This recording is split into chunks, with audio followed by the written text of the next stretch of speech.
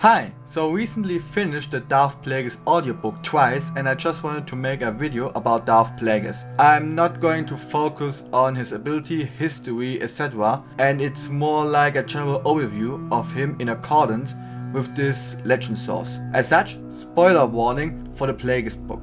Seriously, listen to the audiobook or read the book on your own. It's amazing and you don't want anyone to spoil this experience for you.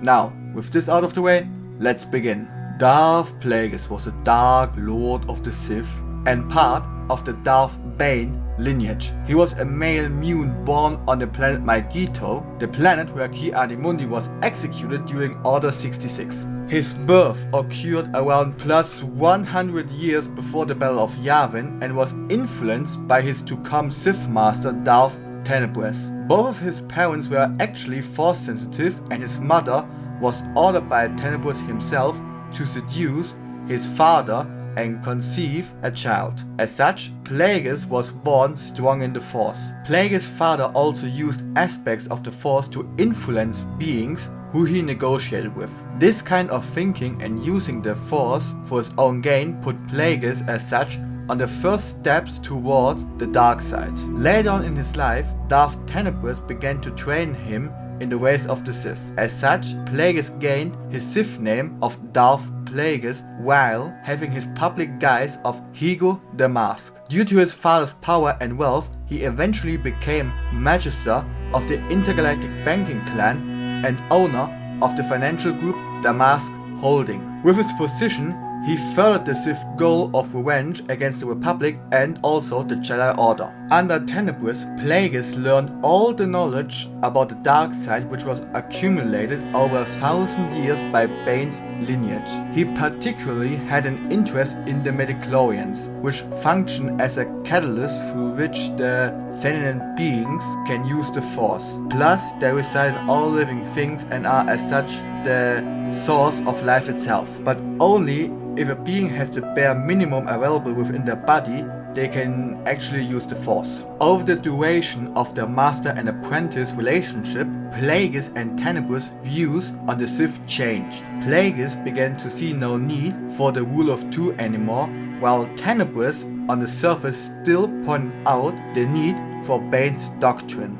Unbeknown to Plagueis, however, Tenebrous discovered another Biff like himself strong in the Force and trained him as a second apprentice, breaking as such the rule of two and intending to replace Plagueis with a second apprentice, Darth Venemis. This, however, never happened. On a mission to gather an ore vein called Cortosis, Tenebrous and Plagueis traveled to the world Baldemnik. Quick insert, Cortosis is a metal that can shut down the blade of a lightsaber. As such, Cortosis weapons and armor are handy to have in a fight against a Jedi or Sith. Now, Tenebrous and Plagueis intended to retrieve the Cortosis with the help of mining droids. However, due to a tempered mining droid, an explosion was triggered during the process. Plagueis and his master shielded themselves from the fire explosion and falling debris within the cave system. In this moment, the dark side whispered to Plagueis that now is the perfect opportunity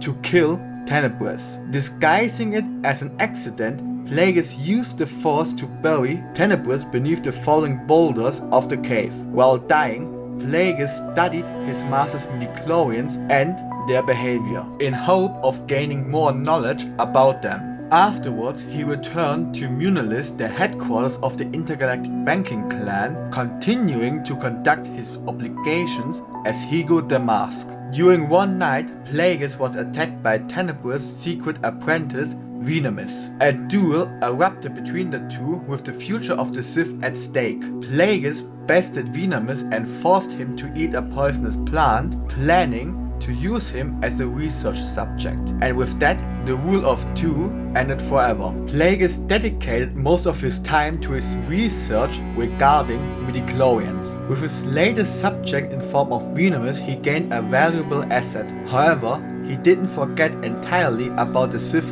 great plan to bring down the Republic and the Jedi Order. As such, he desired a partner to work on those two aspects simultaneously. Him researching midichlorians and the secrets of the dark side, while his partner should operate the political realm in the real world and further the Sith great plan through it. As such, he sought out potential partners strong in the Force, but none met the criteria he needed. On one fateful occasion, he met Palpatine on Naboo during a business trip and saw all of his partner's criteria fulfilled through him. As such, he manipulated him over time to create the incident which should drive Palpatine towards Plagueis. When Palpatine murdered his family with the use of the Force due to his long-lasting conflict with them, Plagueis covered up this incident, and as a result, Palpatine pledged himself to his teachings.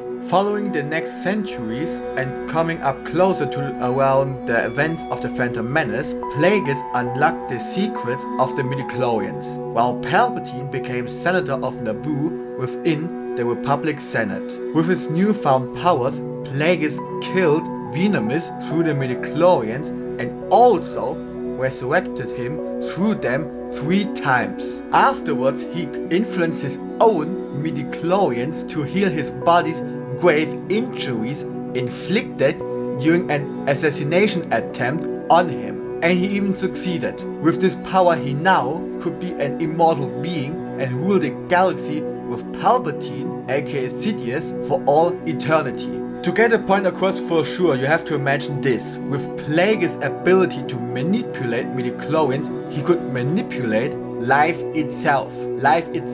To give an example, he killed a human on Naboo within the book by telling the humans midichlorians to let him die. As such, he was the most powerful being within Star Wars entirety, within the entire timeline. I honestly believe that not even Anakin at his absolute power peak would be able to defeat Plagueis. That's how powerful Plagueis became, in my opinion. Anyway, back to the topic. Afterwards, Plagueis joined Palpatine's political campaign with a more active role again. With his influence and Palpatine's cunning political actions, Palpatine became Supreme Chancellor. However, during this eventful time period, Plagueis also learned about the existence of Anakin, and fear struck him as a result. Several years before the Phantom Menace, during his studies of midichlorians and unknown to Sidious, Plagueis attempted to create a being and literally play God. However, the Force denied him this action and created as an act of retribution Anakin. So he feared that Anakin would not only destroy